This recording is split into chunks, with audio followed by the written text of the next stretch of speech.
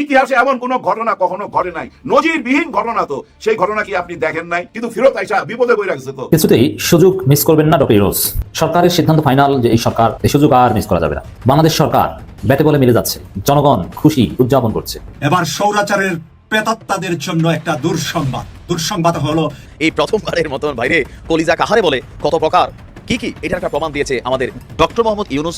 রাজধানী মোহাম্মদপুর এলাকায় আওয়ামী লীগের সাধারণ সম্পাদক ওবায়দুল কাদেরকে গণধোলাই দিয়ে আইনশৃঙ্খলা বাহিনীর কাছে সোপর্দ করেছে এলাকাবাসী। আওয়ামী লীগের জন্য আর চূড়ান্ত একটা বিগ ব্লও এবং শেষ হয়ে গেল আওয়ামী লীগের জন্য। আমি সরকারকে ধন্যবাদ দেই যারা এটা যার মাথা থেকে আমি মনে করি এটা ডক্টর ইউনূসের মাথা থেকে আসছে। আর কোনো উপায় না পেয়ে অবশেষে সরকার কঠিন পদক্ষেপ নিল।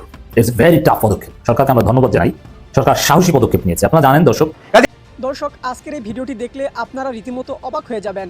আপনারা জানেন ইতিমধ্যে আওয়ামী লীগ সরকারের পতন হয়েছে। এখন ক্ষমতায় আছেন অন্তর্বর্তী সরকার ডক্টর মোহাম্মদ ইউনূস। অন্তর্বর্তী সরকারের মাননীয় উপদেষ্টা ডক্টর মোহাম্মদ ইউনূস থাকাকালীন দেশে কি ঘটনা ঘটে যাচ্ছে তা আপনাদের প্রমাণ সহকারে দেখাবো। দর্শক, কথা আর বাড়াবো না, ভিডিওতে চলে যাব। তার আগে আপনাদের কাছে ছোট্ট একটি অনুরোধ, আপনি যদি আমাদের চ্যানেলে নতুন দর্শক হয়ে থাকেন তাহলে অবশ্যই চ্যানেলটি সাবস্ক্রাইব করে পাশে থাকা বেল আইকনটি বাজিয়ে দিতে ভুলবেন না। দেখাও ইম্পসিবল। আল্লাহকে খুশি করার জন্য আমি এই দাড়িপাল্লা বানানি আসছি। আমরা নেতাকে খুশি করার জন্য আসি নাই। আমরা আল্লাহ যদি খুশি হয় তাইলে ওই খুশিতে আমরা খুশি ইনশাআল্লাহ। আমরা নেতাকে খুশি করার জন্য আসি নাই। নেতা 500 টাকা দেবে, 1000 টাকা দেবে, ওই কারণে আমরা দাড়িপাল্লা প্রতীক বানানি আসি নাই। ইনসাফের দাড়িপাল্লা। আল্লাহ বলছে ইনসাফ, ইনসাফ মানে ন্যায় বিচার, ইনসাফের প্রতীক দাড়িপাল্লা। আল্লাহকে খুশি করার জন্য আসছি। নো আমরা গাইডের টাকা দিয়ে আমরা আন্দোলন করি। আমাদের দলের থেকে কোনো টাকা দেয় নাই, পকেটের টাকা খরচ করে আমরা আসছি। এই যে রাতে রুটি বানানি আইছি, রুটি দেখাও, রুটি আমরা খাইছি দুপুর সময়। দুপুরে রওনা দিছি আমরা জুম্মার নামাজ পড়ে। আর আমরা জনগণের মধ্যে থেকে আমরা সারা পাচ্ছি যে সব দল দেখাছে জামাত ইসলামের বাংলাদেশ। আমরা বিএনপি দেখছি, আওয়ামী লীগ দেখছি, জাতীয় পার্টি দেখছি। এবার ইনশাআল্লাহ জামাত ইসলামে ভোট দিব ইনশাআল্লাহ। রাজনীতিবিদরা এতদিন ধরে রাজনীতি করা একজন ব্যক্তি এতটা স্টুপিড হতে পারে, এটা আপনি যদি উনাকে না দেখেন তাহলে বুঝতে পারবেন না। মানে প্রবাসীদের মতো এতটা পাওয়ারফুল একটা গোষ্ঠী যারা নিজে উপার্জন করে দেশ পরিচালনা করে, তাদের নিয়ে কথা বলতে ওনার একটু বিবেকে বাঁধলো না বা বুক কাঁপলো না, যেটা রাজনৈতিক এবং একটা সোশ্যাল মিডিয়া প্রতিক্রিয়াটা কি হতে পারে। How stupid she is.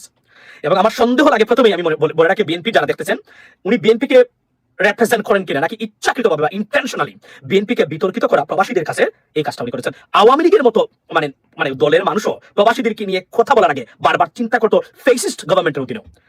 এই সময় সে ভদ্রমহিলা যেভাবে প্রবাসীদেরকে নিয়ে বললেন, তার মতো স্টুপিড এবং মূর্খ পলিটিশিয়ান হতে পারে কিনা। এবং রাষ্ট্রদ্রোহী নয়, দেশদ্রোহী, বিএনপি দ্রোহীও বলতে পারেন আপনি এই জায়গা থেকে। এটা প্রতিবাদ করতে হবে, কেননা অনেক বছরের পর বছর প্রচেষ্টার ফসল আমরা গড়ে তুলতে যাচ্ছি প্রবাসীরা। দুটি রাজনৈতিক দল সরাসরি প্রবাসীদের ভোটাধিকারের বিষয়ে আপনার বিরোধিতা করেছেন এবং এই বিষয়ে আপনার এটা যত নিরুৎসাহিত করা যায় ততটুকু নিরুৎসাহিত করে এসেছেন নির্বাচন কমিশনে গিয়ে প্রবাসীদের। এবং উনি আমাদের বলছিলেন যে আপনাদের এই নেতৃবৃন্দ যারা আছেন তারা আপনাদের পাবলিকলি বলেন একটা, আমাদের এখানে বলে এসে বলেন কমপ্লিটলি বিপরীতটা। এটা প্রমাণ আমরা পেয়েছি অনেক ক্ষেত্রে। আমি নাম বলতে চাইনি, আজকে পাপিয়া এই নামটা উনি নিজে প্রকাশ করে দিয়েছেন, মানে যে উনি বিরোধিতা করেছেন। This is unbelievable, shocking news.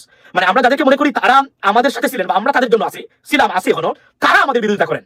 তারা প্রবাসীদের, আপনি কল্পনা করেন উনি কিভাবে, উনার কতটা খুব প্রবাসীদের উপরে। I have no idea why উনারা তো খুব কেন প্রবাসীদের উপরে। উনি বলছেন কি যে আমরা মার খাই, আমরা সবকিছু করি। আপনারা মার খান কেন? আপনাদেরকে মার খাই কেউ বলেছে? কারণ আপনারা নাকি চুর, প্রতারক, বাটপার, চাঁদাবাজি করেন, টেন্ডারবাজি করেন, টাকা পাচার করেন, ভোট চুরি করেন, কেন্দ্র দখল করেন, দুর্নীতি করেন, কথা দিয়ে কথা রাখেন, এই জন্য তো মার খান। প্রশ্ন হলো আওয়ামী লীগের সময় কি যারা এই কাজগুলো করেছেন তারা মার খেয়েছেন? না, আওয়ামী লীগ ফেসিস্ট ছিল, ওটা ভিন্ন গল্প। আপনারা মার যাতে খাইতে না হয় এই ব্যবস্থা কেন করলেন না? ক্ষমতা তো ছিলেন, কেন করলেন না তখন? কেন করলেন না যে 12 কাজ করে মার খাবেন না? আপনি মার খান। প্রবাসীরা দেশ ছেড়ে বিদেশে যায় দেশের উন্নতির জন্য, তার পরিবারের উন্নতির জন্য। পরিবারের উন্নতি, তাহলে ওই বেকার যে মানুষ আছে তাকে আপনি কর্মসংস্থান দিতে পারলেন না, তার কর্মসংস্থানের টাকা চুরি করেন, আপনারা চুরি করে টাকা পাচার করেন। আপনি যে আপনার পরিবারের আপনি কিভাবে চলেন এটা আমি জানতে চাই আপনাকে। আপনার পরিবারের মানে বরণ পোষণের আয় এবং ব্যয়ের সোর্স আপনাদেরকে দেখান। আপনি কিভাবে, এখন তো আপনি প্রায় 20 বছর ধরে আপনি এমপি না, how do you support yourself? MP ছিলেন, আপনার স্বামী ছিলেন, হারুন ভাই উনি ছিলেন, রাইট? আপনি কিভাবে করেন, মানে আপনার সংসারটা আপনি কিভাবে নিয়ন্ত্রণ করেন? আচ্ছা, যেটা একটা জিনিস। তো আপনি বলছেন প্রবাসীরা আপনি রাজনীতি করেন, মার খান কেন? আপনাকে আমরা বলেছি রাজনীতি করার জন্য, বলেছি না? আপনি মনে করেন you have to contribute yourself, আপনি আপনার জন্য রাজনীতি করেন না? যদি নাই করতেন তাহলে রাজনীতির পেশা হতে পারে না। বেতন নিলেন, বেতন ফেরত দেন। আপনি যে সুবিধা নিলেন, আপনি ফ্ল্যাট নিলেন, প্লট নিলেন, বেতন নিলেন, সরকারি সুবিধা নিলেন, গাড়ি নিলেন, আপনি নিলেন, আপনার স্বামী নিল, সবই নিল, দেন ফেরত দেন, দিবেন ফেরত? যদি রাজনীতি এটা পেশা না হয়ে থাকে তাহলে এটা তো অবৈতনিক হওয়ার কথা, তাহলে আপনি ফেরত দেন।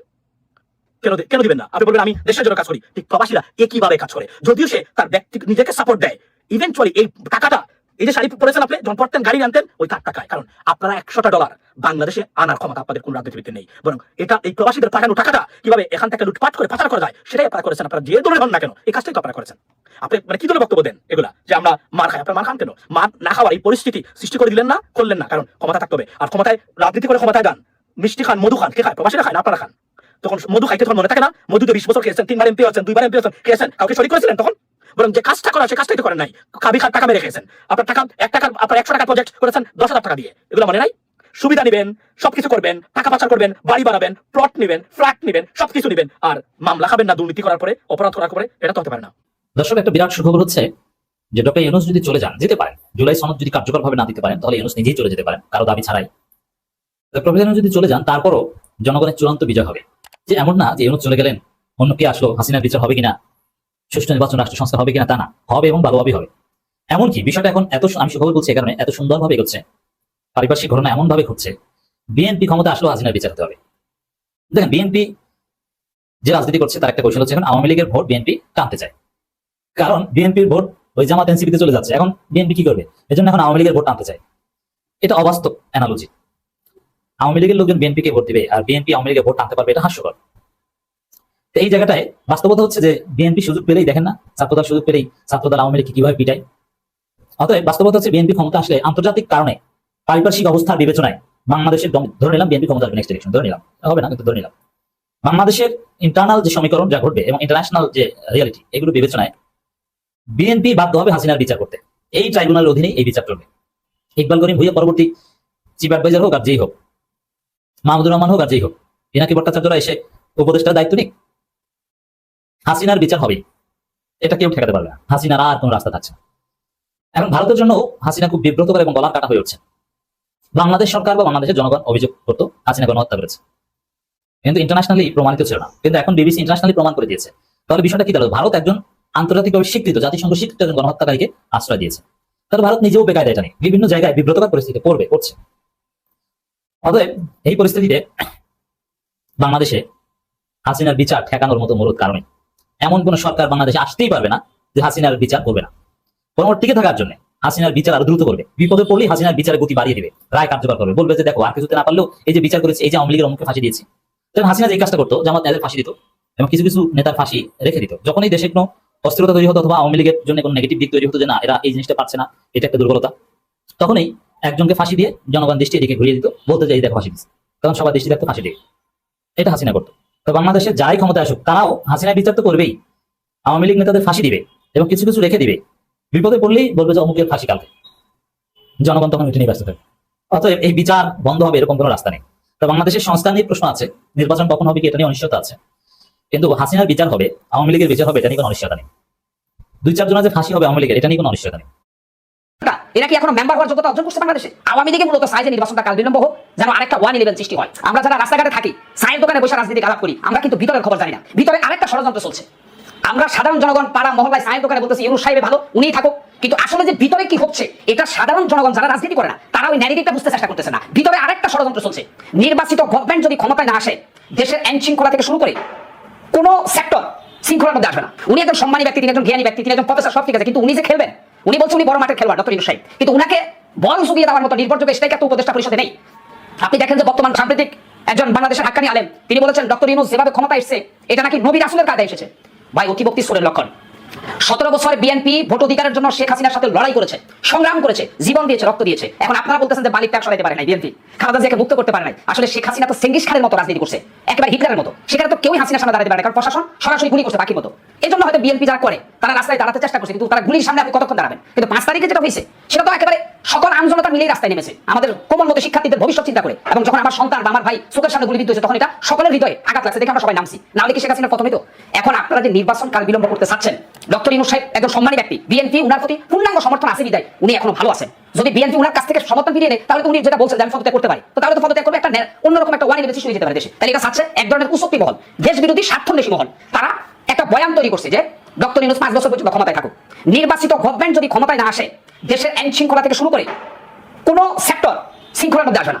আপনি দেখেন আজকে বহির্বিশ্ব থেকে অনেকটাই আমরা দেখতেছি যে বিচ্ছিন্ন হয়ে যাচ্ছি, আন্তর্জাতিক ইয়েটা আমরা কমে যাচ্ছে। এখন অনেকে বলেন যে ডক্টর ইউনূস পশ্চিমা বিশ্বের কাছে শ্রেষ্ঠ মহানায়ক, তাহলে রোহিঙ্গা ইস্যুতে আমরা জানি যে রোহিঙ্গা হত্যা হবে, আর উল্টা নতুন রোহিঙ্গা ঢুকতেছে।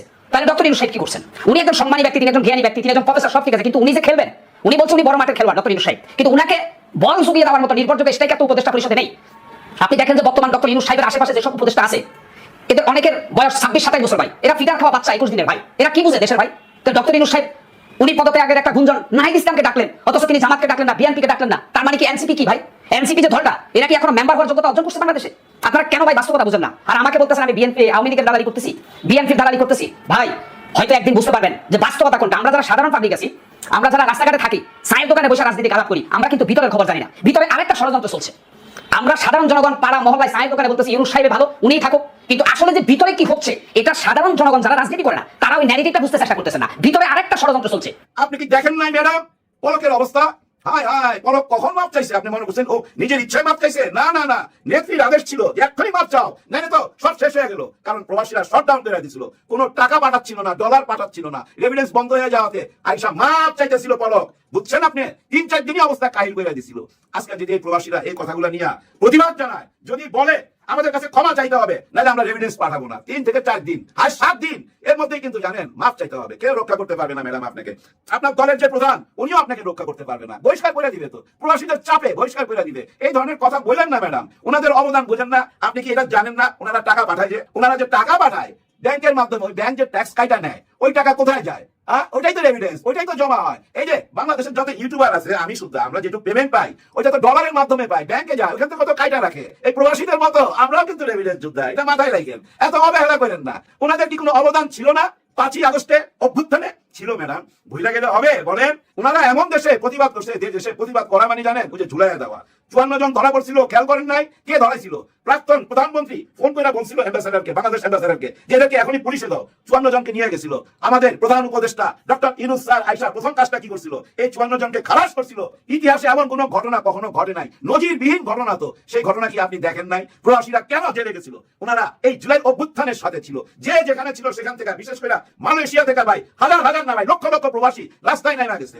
বাংলাদেশের না হলো তো 2 কোটি মানুষ বিদেশে থাকে, আর এই 2 কোটির সঙ্গে আপনি 3 জন 4 জন 5 জন করে ধরেন না, বাংলাদেশের অর্ধেক মানুষই তো প্রবাসীদের সঙ্গে জড়িত। তার মানে চিন্তা করছেন আপনি, কাদেরকে আপনি আঘাতটা করলেন, কাদেরকে অবহেলা করলেন, কাদেরকে বললেন যে ওরা কারা, ওরা কেন ভোটের অধিকার চাইবে? আমরা রাজনীতি করি, আমাদের পিছনে পুলিশ বাইরেছে, আমাদের জেলে দিছে, হাজতে দিছে, মামলা খাইছি। ভাই আপনাদের পেশা হইল রাজনীতি করা, আপনারা হয়তো মামলা খাইবেন, ওরা কেন বিদেশ থেকে মামলা খাইবো, পুলিশের বাড়ি খাইবো? ওরা তো বাড়ি খাওয়ার কাজ করে নাই। আর আপনাদেরকে মামলা দিছে, পুলিশের বাড়ি দিছে কে? স্বৈরাচার শাসক। আর আপনাদেরকে এই যে দৌড়ের উপরে রাখছে, মামলার উপরে রাখছে, 16 বছর বাসায় ঘুমাইতে দেয় নাই, ধান খেতে ঘুমাইছেন। তার কারণে একটা মাফিয়া চক্রের কারণে আপনারা ওই মাফিয়া চক্রের বিরুদ্ধে কথা বলেন, বলেন যে হ্যাঁ ওই মাফিয়া চক্র, ওই দল নিষিদ্ধ দল, ওরা ভোট দিতে পারবে না। এইটা বলেন, এইটা তো বলা উচিত, তাই না? যারা আপনাদেরকে দাবড়াইছে তাদের বিরুদ্ধে না বইলা প্রবাসীদের বিরুদ্ধে চলে গেলেন, এটা কোনো কাজ হইলো ম্যাডাম? আপনি যে যুক্তিগুলো দিচ্ছেন, এমন যুক্তি আমিও দিতে পারি, দিব একটা। আপনাদের নেতা তারেক রহমান সাহেব, উনি কি প্রবাসী না?